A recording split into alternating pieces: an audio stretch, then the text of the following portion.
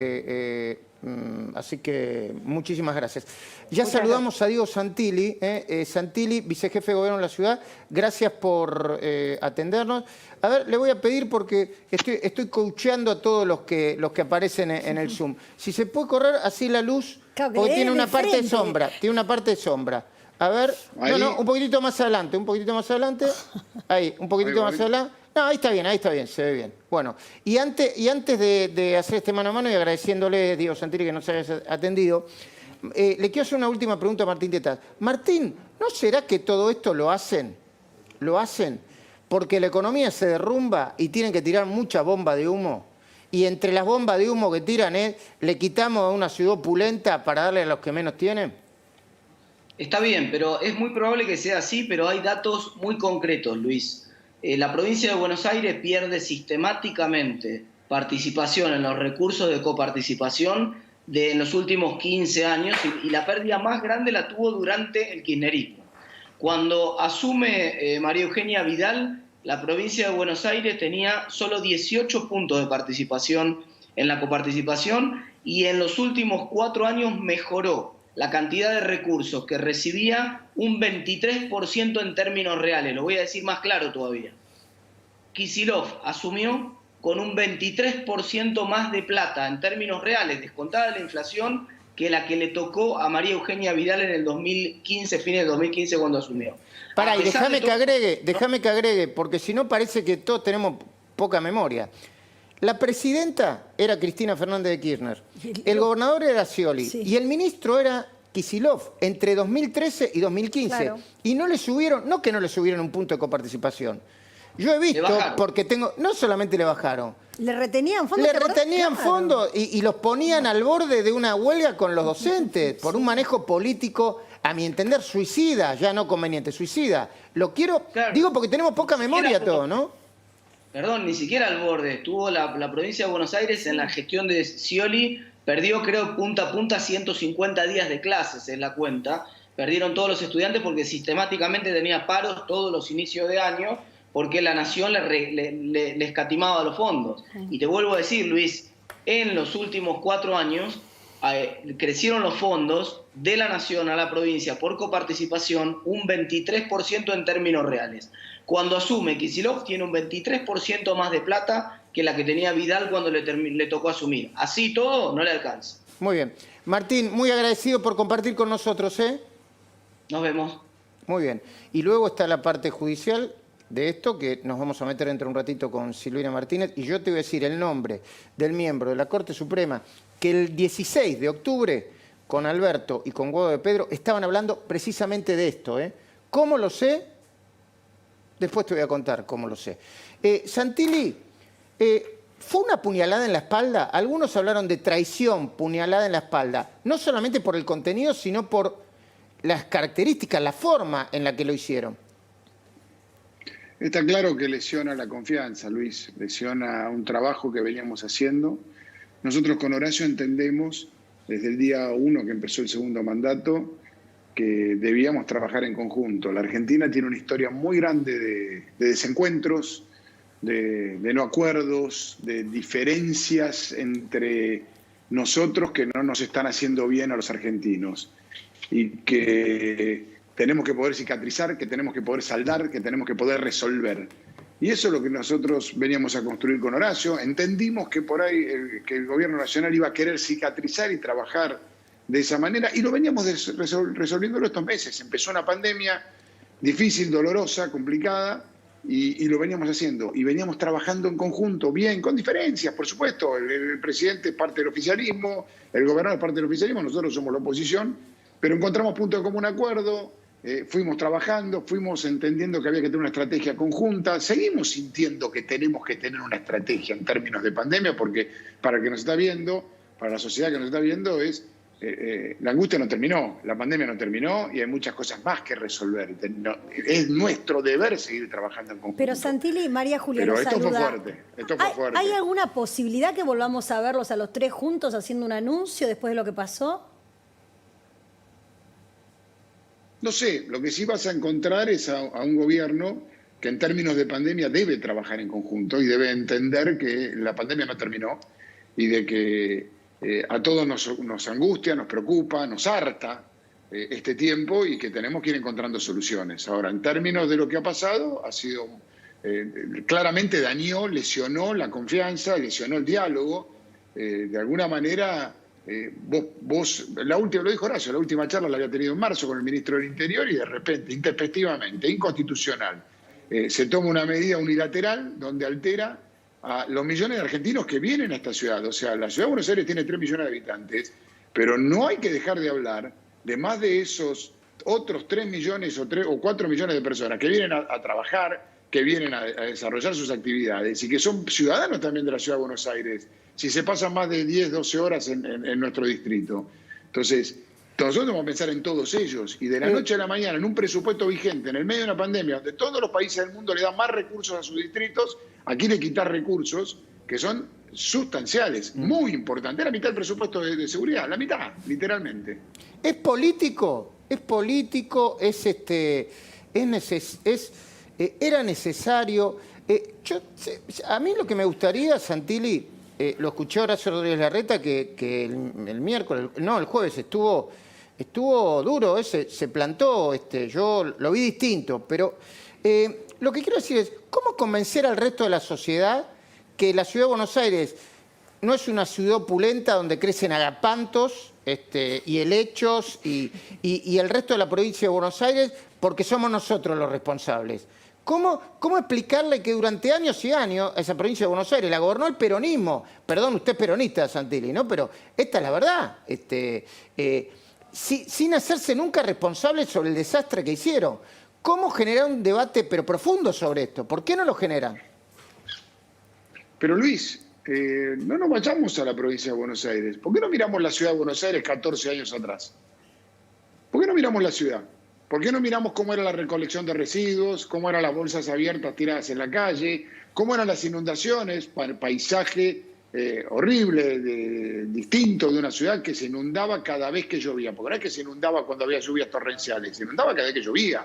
Pregúntenle a los comerciantes de Bazar que está ahí en Pacífico lo que le pasaba. ¿Cuántas veces perdió? Pregúntenle a los vecinos o a las familias que perdieron no solo los temas materiales, sino fotos, recuerdos, historia de su vida de pequeños. Entonces, la ciudad de Buenos Aires no era una ciudad, la ciudad de Buenos Aires era una ciudad que tenía muchos problemas y que nosotros vinimos y después de 12 años de planificar, de tener una economía sana, de tener una administración sana, austera, que invierte, que cambia el gasto por inversión, que focaliza su cabeza en los temas centrales de la ciudadanía, como la educación, como la salud, como la seguridad, pone su foco allí, trabaja, invierte, va cambiando, porque falta un montón de cosas por hacer, va cambiando paulatinamente el accionar. Entonces miremoslo desde allí. Entonces lo que hay que hacer no es nivelar para abajo, lo que no hay que hacer es quitarle a uno para darle a otro, o sea, transferir el problema a un lugar al otro. Santilli. Esas son las cosas que hay que hacer. En todo caso, sentémonos en una mesa, veamos cuáles son los problemas que son reales, en las que todos tenemos que por ahí poner un poco, pero una cosa es poner que todos pongamos un poco y otra cosa es que le saquemos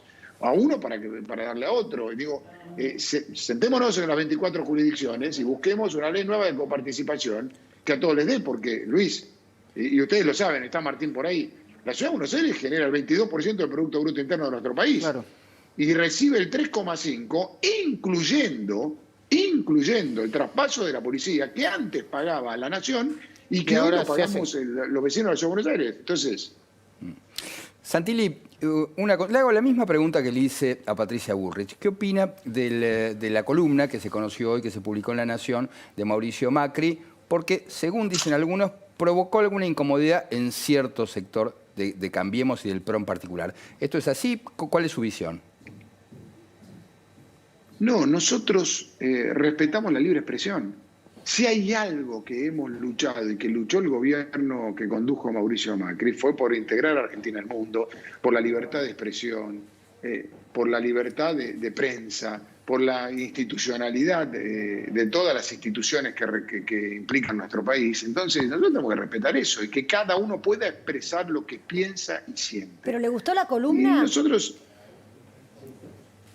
Es la columna es una columna que expresa el dolor o el esfuerzo que realizamos durante 12 años, donde el anterior jefe de gobierno fue Mauricio Macri antes de ser presidente, donde tuvo 8 años dificilísimos para poner la ciudad adelante, Y esa expresión es la expresión de él, la que él también fue jefe de gobierno 8 años, y la que trae de un presidente que ha abierto la institucionalidad y el respeto a las expresiones de cada uno de nosotros. Santilli, quiero, después voy a volver a lo político, pero quiero plantear algunas cuestiones vinculadas con el COVID. Hoy hablamos con Federico Andajasi y me decía, che, Argentina está cada vez peor. Yo le decía, a ver, dame los números por lo que está cada vez peor. Dame los números, a ver. Sí, bueno, hay números muy... Estamos entre los 5 países, por ejemplo, con mayor gravedad de casos y con internados en terapia intensiva. Ojo, esto también puede ser estacional. Pero está muy complicada Argentina, desde el punto de vista sanitario. Los muertos, estamos bien en muertos por millón, pero en cantidad de muertos ya estamos... a ver, es una cuarentena interminable que arrancó muy bien y después se fue, yo diría, desdibujando y complicando, ¿no? A ver, definitivamente arrancó bien en términos de que nos permitió prepararnos para ellos. Para tomar dimensión en la Ciudad de Buenos Aires, la Ciudad de Buenos Aires tenía 150 camas de terapia intensiva. 115 que eran de cama de terapia intensiva propiamente dicha y otras 35 entre panic room, shock room, que son las otras habitaciones que uno puede tener de terapia. Nosotros pudimos construir 450 nuevas de terapia intensiva, más 1.500 para internación de COVID moderado. Todo eso no es solo comprar la cama, el ventilador, el monitor, el respirador. Es el terapista, el médico de terapia intensiva, la enfermera, digo, todo lo que implica poner en marcha la salud. Bueno, lo pudimos hacer, fue un trabajo de mucho tiempo, fue un trabajo no sencillo. Bueno, lo que nos pide la gente ahora a nosotros es el equilibrio, esa balanza que haga que vos puedas respetar también a aquel que tiene la necesidad de trabajo. Cuidar el trabajo de la gente. Yo venía para acá hoy, había mucha gente, muy respetuosa del distanciamiento social hasta donde yo vi, toda con barbijo, mucha gente con necesidad de salir a la calle en un lindo día. Hay una pulsión de vida que se tiene que hacer. Ahora, yo escucho a Quirós y sí, bueno, esto es la vida. La vida, hay que cuidarse, no hagamos locura. Ahora, escucho a Goyán en la provincia de Buenos Aires y dice, cuidado que vuelve el botón rojo. Es como que todo el tiempo me están retando, no sé, me ahogan, me quieren hacer chachás en la cola. Son una persona grande nosotros, en general, digo, ¿no? No se trata, Luis, no se trata de chachás a nadie, se trata de apelar a la responsabilidad de todos. Si hemos llegado hasta acá todos estos días, es por la inmensa responsabilidad de todos los ciudadanos que nos están escuchando y viendo, que han puesto el cuerpo, que se han bancado, el cansancio, el agotamiento, el hartazgo, de todos estos días, y seguir, y las consecuencias económicas, claramente. Yo les decía recién el balance. ¿Cuál es el balance? Y hoy tenemos que cuidar a las pymes, hoy tenemos que generar trabajo, que es la única manera de salir. Nosotros tenemos que, de una vez por todas los argentinos, salir de los planes para ir al trabajo genuino. Claro. Tenemos que reconvertir 1 o 2 millones de personas hacia la fuente laboral y todos los millones de personas que podamos para que tengan con el fruto de su sacrificio, pueda llevar el pan a su casa. Y eso es lo que tenemos que hacer entre todos. Ahora, yo creí y sentimos que la manera era construirlo de esta manera, con el diálogo, buscando consenso, no estando de acuerdo en algunas cosas, estando de acuerdo en otras. Esto golpeó, esto te lastimó, claro. Esto dañó esa confianza que se estaba construyendo. A ver, Santilli, yo le voy a pedir un poquitito de paciencia porque le vamos a mostrar un informe muy completo y muy sustancioso de un par de minutos. Lo va a presentar Agustina Girón. Es en base a un dato que publicó Border Periodismo y que es una especie de cuello de botella sobre los resultados de los testeos que hace que cerca de 83.000 argentinos todavía no sepan si tienen COVID positivo o COVID negativo. Y una vez que lo miremos y lo escuchemos juntos, Diego, usted me pueda decir cuál es la alternativa para salir, por lo menos desde la ciudad, de este cuello de botella, ¿sí? Perfecto. Agustina Girón, buenas noches. Buenas noches, Luis. Buenas noches a todos. Efectivamente, como vos lo mencionabas, parte de una investigación de Border Periodismo de nuestra compañera María Julia Oliván. Y el dato es preocupante. Hay casi 83.000 hisopados que todavía no fueron analizados por distintas consecuencias. ¿Por qué? ¿Y cuál es el riesgo que conlleva esto? Miren este informe.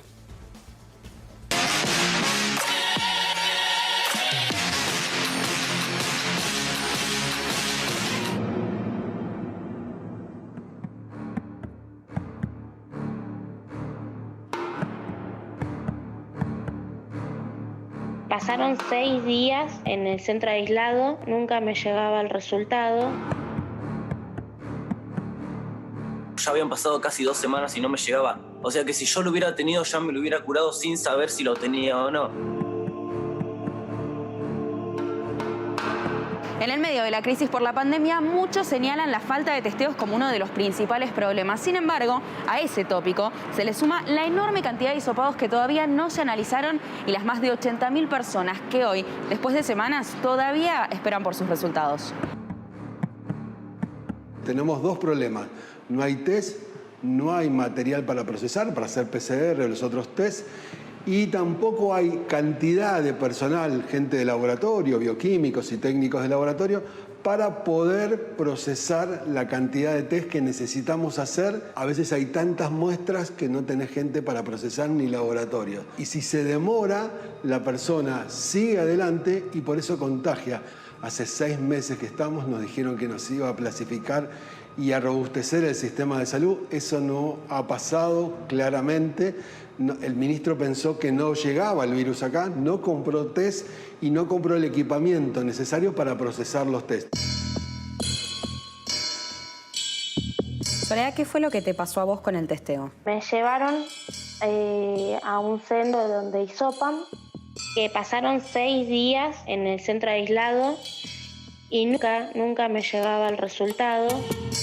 La anomalía que encontramos en la base de datos es que hay muchos casos que ingresan como sospechosos a la base de datos y nunca obtienen un resultado. Es decir, quedan en un limbo que no llegan ni a confirmado ni a descartado. Si esos casos fueran positivos, nosotros sabríamos obviamente que tenemos más diagnosticados. Pero si fueran negativos también es importante. Así que en definitiva, en el mejor de los casos, lo que tenemos es una positividad exagerada. En el peor tenemos un montón de casos confirmados que nunca fueron registrados o que no se pudieron registrar.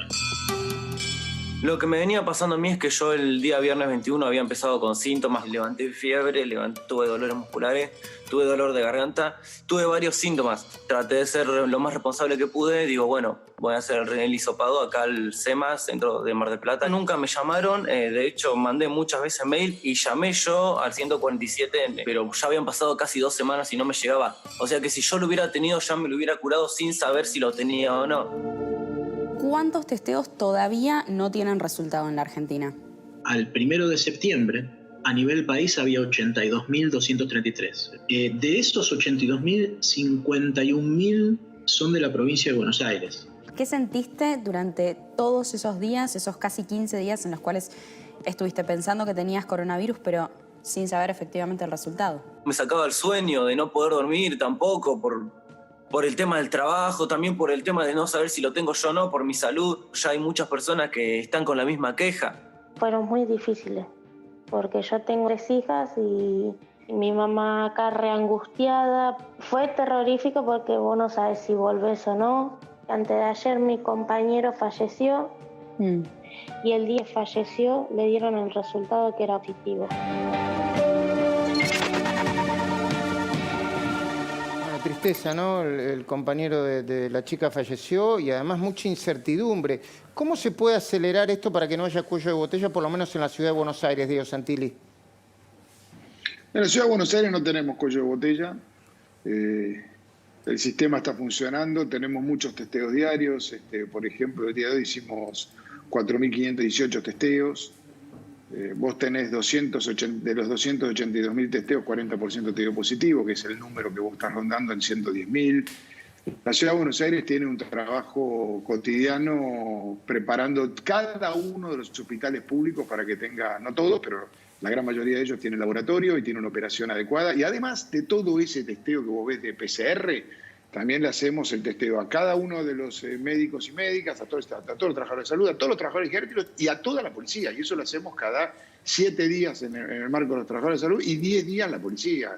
Porque cuidarlos a ellos evita mayores tasas de contagio. Nosotros antes teníamos, cuando empezamos, un caso me sacaba 62 policías fuera de servicio. Claro. Por el aislamiento, el contacto estrecho. Hoy no, hoy ya tenés muchísimo menos. Hoy estamos mucho mejor. La última, Santilli, agradeciéndole el tiempo que nos dedicó. Lo quieren esmerilar a Horacio y a ustedes, Los quieren esmerilar porque el año que viene hay elecciones, porque en 2023 hay elecciones, dicen, a ver si se escapa y nos pasa como a Macri. ¿Ustedes son conscientes de lo que se viene? Porque los van a acusar de cualquier cosa, ¿eh? Se viene una cosa fuerte, ¿eh? ¿Están para aguantarla? ¿Tienen la piel dura para aguantarla, Santilli? Primero déjeme decirle algo y después le respondo lo segundo. Lo primero es, no le están pegando a Larreta o a Santilli, ¿eh? Si esa es la intención, están lastimando a 7 millones de argentinos que duermen, que viven y que vienen a trabajar y a desenvolverse. La Ciudad de Buenos Aires es una ciudad solidaria, que recibe el 3,5% y genera el 22% del PBI. Es una ciudad solidaria donde te puedes venir a atender a los hospitales públicos, casi el 50% de la atención ambulatoria no es de vecinos, o sea, es de vecinos que no son de la Ciudad de Buenos Aires. En las camas de terapia intensiva, hoy, Luis, hoy, de las 75 camas, son de vecinos que no son de la Ciudad de Buenos Aires. Es decir, el más del 30%. También lo pasa en la currícula escolar. Es una ciudad solidaria Buenos Aires, abierta al resto de nosotros. Bueno. Y es lo que tenemos que seguir entendiendo, como siempre, tenemos que seguir estando como siempre. Nosotros...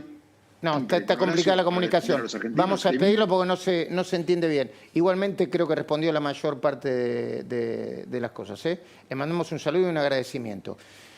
Bueno, ¿quién fue la persona que dijo, se viene la rebelión del...